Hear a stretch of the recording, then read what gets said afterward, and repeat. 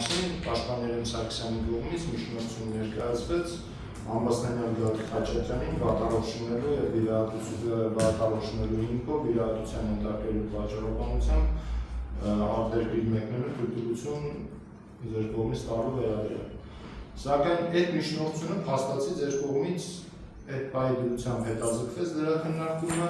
որից հետո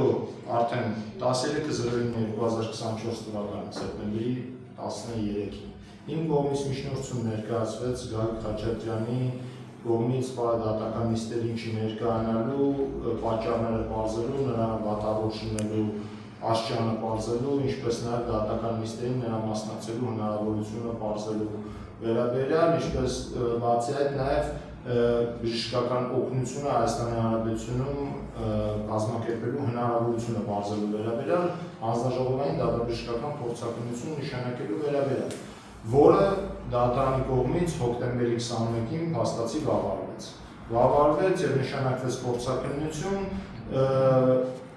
այսինքն դատարանի գործողությունները փաստացի նաեւ հենց մի միջնորդության վավարումը ուղղված են նրան, որպեսզի հասկանանք արդյոք Գագիկ Խաչատրյանի մոտ ինչ հիվանդություններ են արտա, արդյոք այդ հիվանդությունները Հայաստանի Հանրապետությունում բուժման ենթակա են թե ոչ, եւ նոր արդեն հնարավոր կլիներ անդրադառնալ Պաշտպան Երեմ Սարգսյանի միջնորդությանը։ Փաստացի ձեր կողմից այդ միջնորդությունը հետաձգվելուց 7 ամիս անց, 7 ամիսից էլ ավել անց,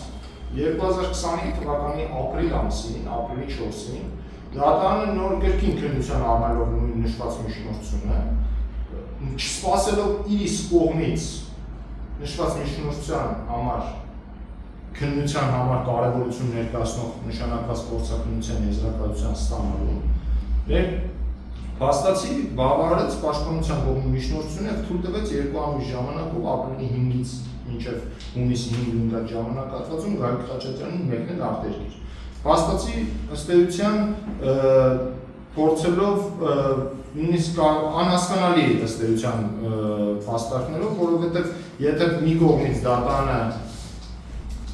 բավարարել միջնորդությունը մեղադրողի եւ սպասում էր, որպեսզի եզրակացությունը ստացվի, որ հասկացվի ումի վիրահատության կարիք կամ չունի եւ այլն, դրական դրսևորելով կանխական մոտեցում եւ հակասելով ինքն իր իսկ արտահայտած դիրքորոշումներին այն մասով, որ պետք է փորձաքննության եզրակացությունը ստացվի եւ նոր ֆակտին մեկնելու անհրաժեշտություն կա թե չկա, կանխական դրսևորումների վերաբերյալ ցույց տալով բավարարեց Պաշտպանի միջնորդությունը թույլ տալով մեկնել արտերկիր։ Բացի այդ ընթացքում ինչի վերաբերյալ ես բազմիցս արտահայտել եմ իմ դիրքորոշումները, փաստացի առանց Ամբաստանյանի մասնակցության նիստեր գումարելով փորձագետների արձակնեց, անձանց արձակնություններ իրականացրեց խախտելով դատավարության թույլ տալով դատավարության կարգի կոպիտ խախտումներ։ Հետևաբար նշված հանգամանքների ամբողջությունը թույլ է տալիս մեղադրանքի կողմին գալեդության, որ դատարանը ունի կանխական վերաբերում Պաշտպանության կողմի հանդեպ։ Եվս դատական օրենսգիր սահմանադրական օրենքի 71-րդ հոդվածի համաձայն, եթե դատարանի կողմից առկա է կանխական վերաբերում Պաշտպանության կողմի նկատմամբ, կողմի նկատմամբ դրա դեպքում Պաշտպանության կողմի նկատմամբ, դա հանդիսանում է բացարկի հիմք։ Հետևաբար նշված վաճառականությամբ ձեզ ներկայացնում եմ բացարկ։ Այդքանը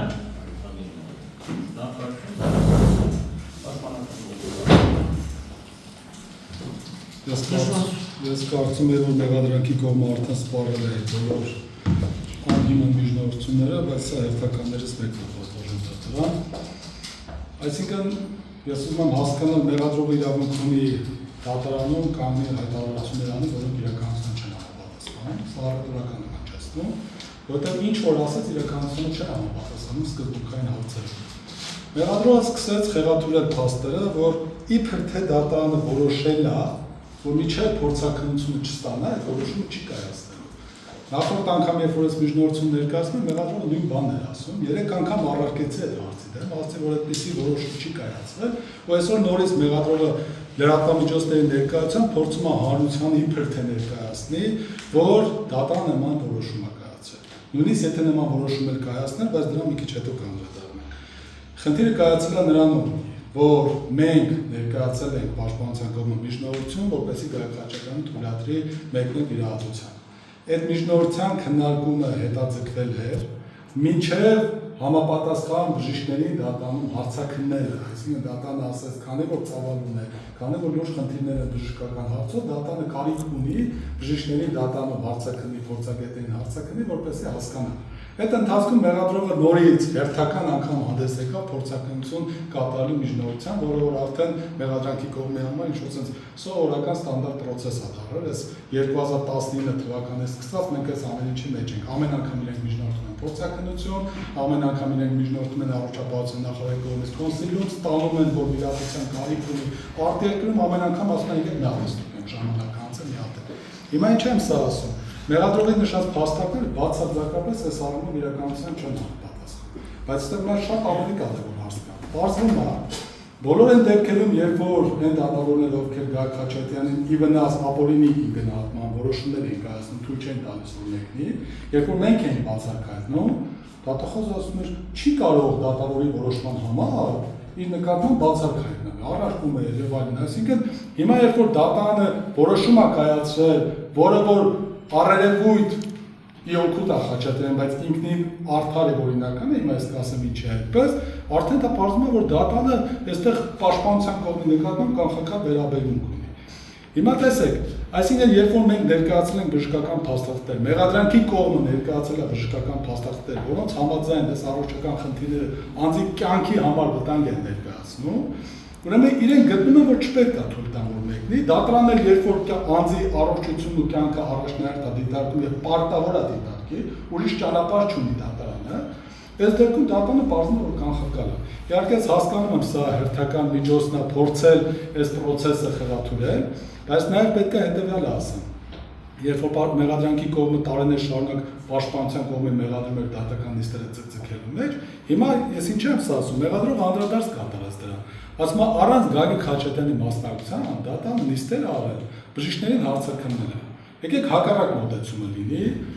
եթե մենք ուզում ենք ձգձգեինք, գայինք առաջին օրվանից ասենք, որ մենք առարկում ենք առանց Գագիկ Խաչատրյանի ներկայության դատական նիստ անել, դատական նիստերը ընդհանրապես չլինեին, բացարձակ։ Որովհետև Գագիկ Խաչատրյանը ի վիճակի չի ներկայանա, դրա մասին մեղադրանքի կողմներ գիտի, բազմաթիվ բժշկական փաստաթղթեր կան։ Հիմա ինչ է լինելու, որ դատական նիստ ընդհանրապես չի լինում։